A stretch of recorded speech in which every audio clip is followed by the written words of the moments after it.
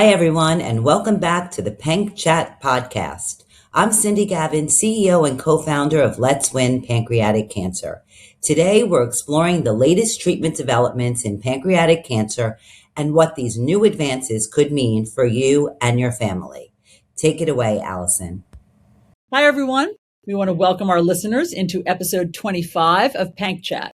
Today's episode focuses on the new and exciting advancements in pancreatic cancer research, from clinical trials to KRAS treatments to pancreatic cancer vaccines. We'd like to thank our sponsor, Revolution Medicines. So today, I'm excited to bring in our special guests. We have Dr. Anna Berkenblit and Dr. Allyson Ocean. Dr. Berkenblit is a medical oncologist and has more than 2 decades of experience in the life science industry, in particular the clinical development of novel anti-cancer therapies. She is the Chief Scientific and Medical Officer for PanCAN and is responsible for the organization's overall scientific and clinical strategy. Dr. Ocean is the director of the Pancreatic Cancer Research Program and professor of clinical medicine at Weill Cornell Medical College of Cornell University, as well as a medical oncologist and attending physician of gastrointestinal oncology at New York Presbyterian Hospital, Weill Cornell Medical Center. She is a co-founder of Let's Win and a chair of the Scientific Advisory Board. She was also incredibly helpful to my husband and me when he was diagnosed with pancreatic cancer in 2020. Welcome, ladies. Great to see both of you. Likewise. Thank you. Thanks for being here. So today we're talking about the latest advancements in pancreatic cancer research, pancreatic cancer treatments, including, as we just discussed, these very exciting KRAS inhibitors that so many people are talking about, and vaccines, as well as anything else you want to bring to our attention. So, Dr. Berkenblit, let's start by just set the table for us. You said it's been a remarkable year. Is there a way for you to capture that in a sentence or two? Absolutely, Allyson. Such an incredible year this year with the news of the phase 3 trial of daraxonrasib in patients with previously treated metastatic pancreatic cancer. I mean, RAS was considered undruggable for decades, and so much research went into it. We finally have drugs that target RAS, which is mutated in over 90% of pancreatic cancers. And we finally have a drug that is moving the needle for patients. The word unprecedented doesn't even do justice to it. At ASCO a couple weeks ago, we saw the full data for the phase 3 trial comparing this pill to standard chemotherapy. And we saw that it doubles survival, it doubles the time during which the cancer isn't progressing, it triples response rates, and it does so improving the quality of life and improving pain. So this is doing exactly what we want for patients: live longer and feel better. So excited about it. So, Dr. Berkenblit, let me just have you put a finer point on all of that in terms of the nitty-gritty of this clinical trial. So, I'll give you as far as I understand, but feel free to correct me. So this, as you said, phase 3 of this clinical trial had great results. And now the FDA has granted expanded access for patients. This, we should mention, drug comes out of Revolution Medicines, which is our sponsor. Also, in the interest of full disclosure, my husband was one of the very few patients on phase 1 of this trial. So I got to see the effectiveness of it. It definitely increased his quality of life for a while, not forever.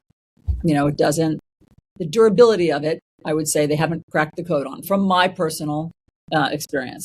But can you explain why this treatment is considered such a breakthrough, and who is eligible right now to receive this at the time of this recording?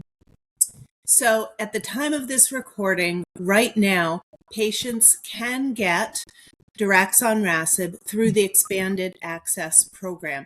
It's basically a clinical trial that is offering daraxonrasib for free to patients, but it's the physicians who need to go through the process, and there's many steps involved in terms of getting access to daraxonrasib, which is not yet approved by FDA. It's in a protocol. There needs to be an institutional review board review. The pharmacists at the institutions need to handle the drug. So I wish I could tell you that it's as easy as writing a prescription. It's not right now, but the data are being sent to FDA. FDA will be reviewing the data, and we hope that from an overall benefit risk perspective, FDA will be able to approve the drug, and then it will be commercially available to patients with previously treated metastatic pancreatic cancer. And that's just the first step. Allyson, you mentioned for your husband, it worked for a while. This is just the first step. My guess is that because it worked so well in patients with previously treated metastatic pancreatic cancer, it may be even better in patients with frontline or untreated, newly diagnosed metastatic pancreatic cancer, and then maybe even in the adjuvant setting for people who had their cancer removed and are at risk for their cancer coming back again. Those two settings are where there are ongoing phase 3 trials right now. In the first line setting, comparing daraxonrasib by itself to chemotherapy, which is the standard of care, to the combination of daraxonrasib plus chemotherapy. There's data suggesting that combination can be given, and so it'll be important to see of those 3 arms which one is the best for patients. It's also being tested, like I said, in the adjuvant setting. People had their cancer removed, they're at risk for the cancer coming back again, and so they're going to be randomized. They're being randomized to daraxonrasib by itself or placebo. And then they'll be followed over time. So those 2 settings are really important to figure out if we can benefit even more patients earlier in their disease. That's amazing. That's all great news. So, Dr. Ocean, what would you like to add to that, if anything? And also, you're on the front lines. Are your patients now getting this drug? Not yet. Let me tell you about what excited me, similar to what Dr. Berkenblit said. It was a time where we've been trying for so long to be able to offer a therapy to patients that really helps them. And we were told by so many people, companies, scientists, everyone, that it just is not going to happen. It doesn't happen. The protein KRAS, which is the main protein that's driving the growth of the pancreatic cancer, is in the form of a shape that previously they couldn't get something to link it onto it to inhibit it. So it was like impermeable, like the shell or whatever.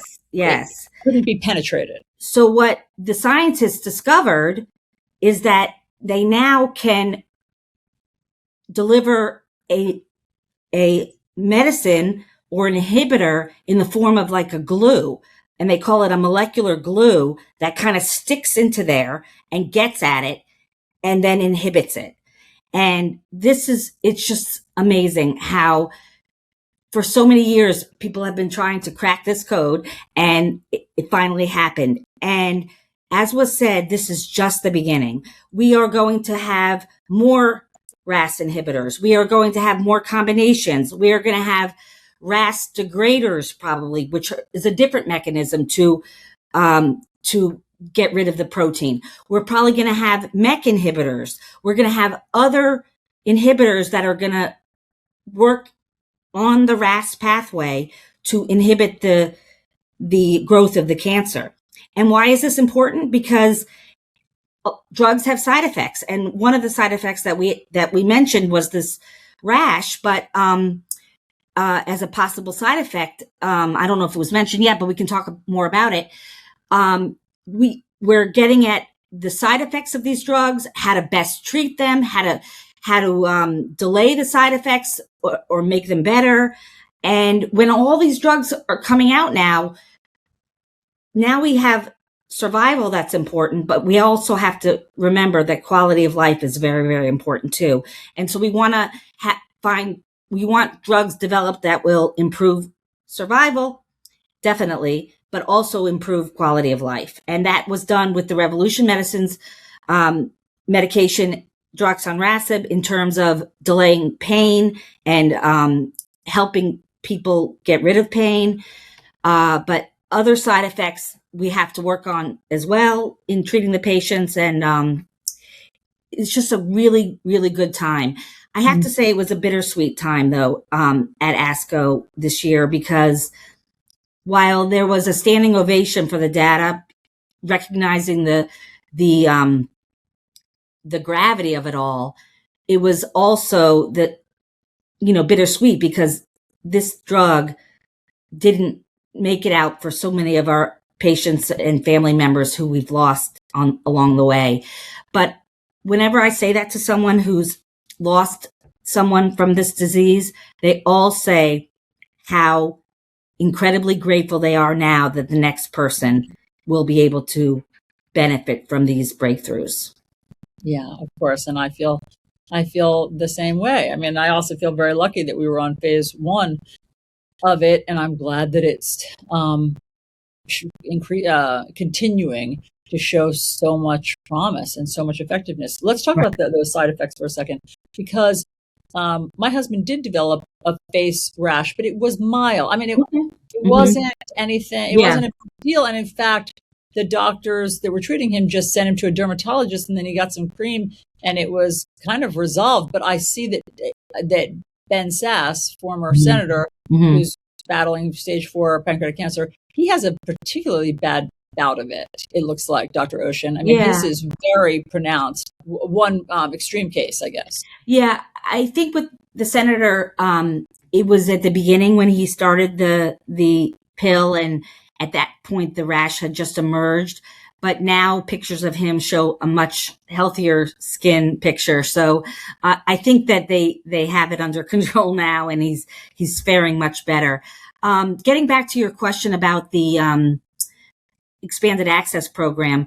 Yeah, and why, Dr. Ocean, since you are so on the cutting edge and know, I think, so much about all sorts of treatments, why aren't your patients getting it right now? It's just a logistics thing. It's just an administrative hurdle that we're trying to get through. It has to kind of get approved at every institution as a clinical trial, and that process just takes time. There are many institutions that already are giving it out to people. So it's going to happen. It's just that the patients want it like yesterday. And they also have to understand that it's only going to be given for what the data showed that it was helpful for, which is second line. They're not going to allow us to give it to patients that are newly diagnosed or have had surgery and want to prevent it from coming back. That is not what this is for right now. I see. Okay. Thank you. That's really helpful. So Dr. Berkenblit, are there, we've talked about how I think you mentioned, there are other RAS inhibitors or KRAS drugs in the pipeline. So meaning there are other companies beyond Revolution Medicine that are now trying to crank this out? That's right.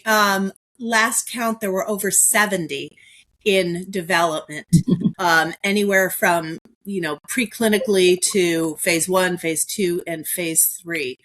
So it's a very active time right now, and this is great for patients. Every drug that has ever gotten approved by FDA has gotten approved through clinical trials. And clinical trial participation is absolutely critical to develop new cancer drugs. So daraxonrasib is the first of the RAS inhibitors that will hopefully make it over the finish line and become FDA approved before the end of this year. But our hope is that there will be additional ones that may wind up being even better.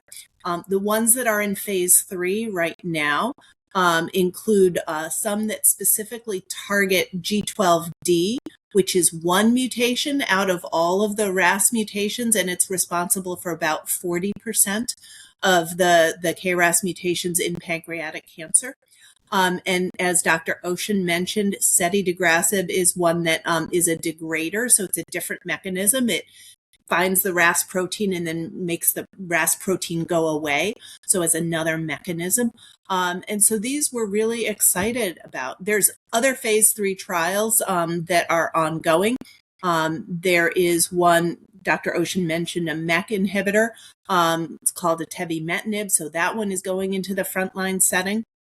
And then there's another drug called quemliclustat, which is an immunomodulator. That phase 3 trial was completed, and we're looking forward to data I think it's around first half of next year. So lots to be hopeful for. And as painful as it is to know all the patients who did not live to see the benefit of a RAS inhibitor, my hope is that with more and more drugs coming, patients will be able to go from one drug to the next to the next. Mm-hmm. And combinations are going to be really important to overcome resistance or maybe even prevent resistance so patients can benefit for a long time. That's wonderful. And I know that you are both doctors, not supply chain experts, but I'm just curious, does Revolution Medicine have enough supply right now for all of the demand for this and opening it up to all sorts of new hospitals and institutions? I mean, do you know? It seems like there's so much excitement. Do you know? Can they just crank it out? We spoke with them at ASCO, so a couple weeks ago in early June. And as far as we know, they have not given any signal that they have concerns about being able to supply drugs. It's amazing. Okay, so Dr. Ocean, we just heard a few other exciting emerging treatments that are in the pipeline. I don't understand fully all the language. I know MEK inhibitor. I believe you and I have talked about that in the past. I don't really understand it. So just in layman's terms, what do you see in the pipeline that's coming up? Sure. So think of a cancer cell having a path that is causing it to grow. And there are different stations along this pathway that are stimulating the growth of the cancer. And each of the stations are proteins. And if you knock out one protein, the RAS protein, let's say with these inhibitors or degraders, the cancer cells get smart and they know to find another station to get their growth going. And so one of those other stations is MEK. MEK. And so that's downstream, a station down the path from RAS. And that's why inhibiting those proteins or stations can also help decrease the growth of the cancer. And so that's where the MEK inhibitor comes in. And I was very, very excited about the atebimetinib data. We actually had the trial open at Cornell, and I enrolled a bunch of patients with it, and it's very well tolerated, which is a huge, huge benefit to these drugs when there's very little side effects associated with them. They reported data in the phase 2 data in the frontline setting of phase 2 now. So it hasn't been a complete study of it. We need phase 3 data to confirm this. But in the phase 2 setting, the median overall survival was over 17 months. And that's very, very impressive. That is so heartening. For all these decades seemed, as we've discussed, uncrackable. And now suddenly there's these new possibilities. And that's really exciting. So let's talk about vaccines, because a lot of people have heard about that. Also, Dr. Berger, maybe you can explain where we are with those. I know there's an mRNA vaccine. It seems promising, but just explain where you think we are today with these. Yeah, so there's two sort of flavors of vaccines. One is an mRNA vaccine that's a personalized vaccine. So it's developed based on a patient's tumor being removed. So a patient has their tumor removed, and then they're at risk for their cancer coming back again. And so the vaccine is specifically made targeting the specific differences in the proteins of their specific tumor. There's also a vaccine that's called an off-the-shelf vaccine that is a mixture of the most common of these changes in the RAS protein. And both strategies are designed to boost the immune response to these foreign little bits of protein. And the way that I think about it right now, Allyson, is that we have daraxonrasib, which is a pill that is helpful for almost all pancreatic cancer patients. There's phase 3 data in previously treated metastatic patients. So that's one end. The other end is we have these mRNA vaccines that have been tested in handfuls of patients, not yet in any randomized setting where there's data. And each of them is very unique and sort of bespoke, and is designed for people whose cancer has been removed and they're at risk for their cancer coming back again. So two amazing bits of progress, but in very different parts of the pancreatic cancer landscape, if you will. So I kind of think of them as bookends of progress. But Dr. Ocean, in terms of the vaccine, if you have to have had your cancer removed, that means you're at a very early stage and you have had the Whipple surgery. Yes. Yeah. So in other words, the vaccines are not being talked about yet for people who have more advanced pancreatic cancer. Correct. It's a lot easier to prevent microscopic cancer from coming back than it is to use a vaccine to treat visible cancer to the eye and on the scan. So I think we're far away from that approach, but each day we're getting closer and closer to a prevention type of vaccine.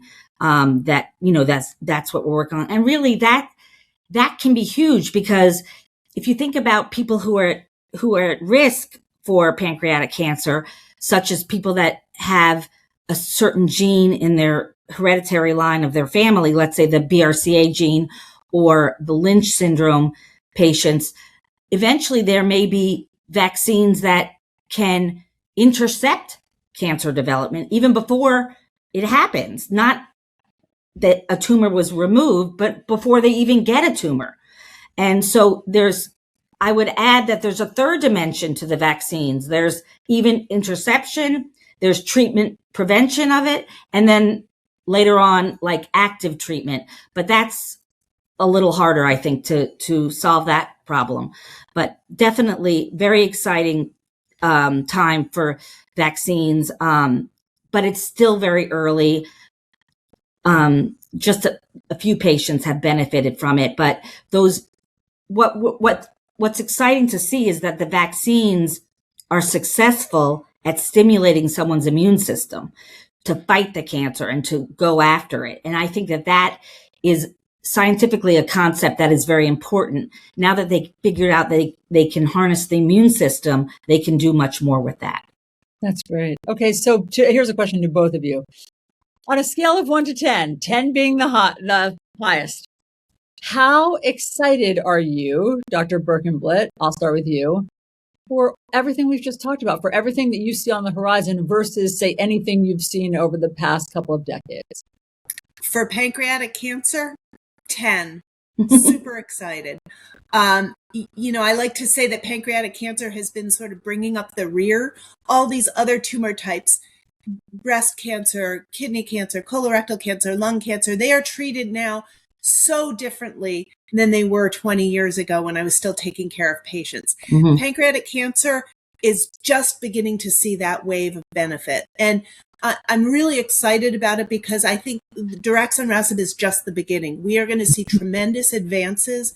Standards of care are going to change, and that's really great. And patients are going to have options, which is really great. Mm-hmm. The flip side of that, though, is that it's going to get really complicated for healthcare providers to keep up with the evolving landscape and the knowledge and the information. And it's going to be really hard for patients to keep track of their options, including clinical trial options. So I would just encourage patients and caregivers and family members to explore clinical trial options at each step in their journey, because that's the way to get access to what might be even better therapy coming.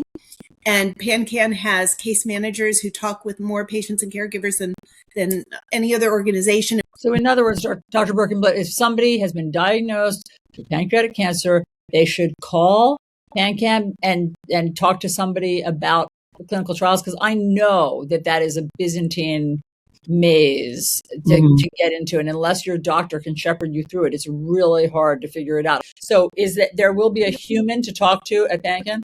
That's right. That's what distinguishes us. So helpful. Okay, Dr. Ocean, are you also rating this month all of the developments that we've just talked about a 10? Are you at that same scale? I am definitely a 10, but I also want to bring to everyone's attention that there was another exciting, different approach to treating locally advanced pancreatic cancer that got approved in 2026 also. So this was like the year of therapies for pancreatic cancer. This is called Optune Pax. And full disclosure, I'm on the board of the company, Novocure. But this was FDA approved for the treatment of locally advanced pancreatic cancer in combination with chemotherapy. So this is pancreatic cancer that is diagnosed, is not operable, cannot be removed by an operation, but has not spread, is not metastatic. So it's contained to the pancreas. And what is this therapy? This is a medical device that patients wear, and it involves delivering electricity to the tumor to disrupt cell division so these cells can't divide and become daughter cells. What they found was this is the first clinical trial ever in locally advanced disease that showed an improvement in 1 year survival and 2 year survival when people wore the device.